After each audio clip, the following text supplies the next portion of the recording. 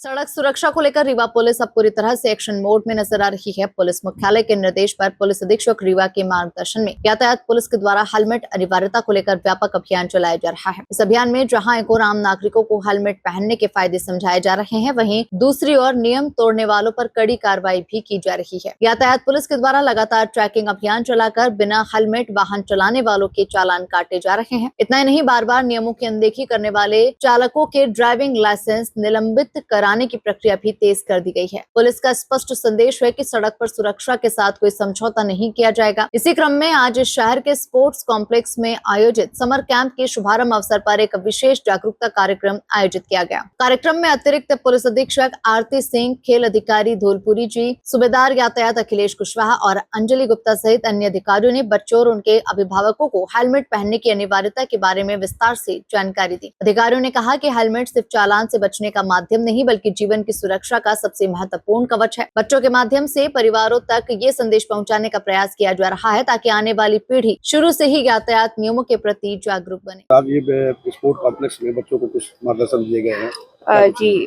आज हम लोग यहाँ पर स्पोर्ट्स कॉम्प्लेक्स में आए हुए हैं और यहाँ आज जो समर कैंप है उसका इनॉग्रेशन का सेशन था और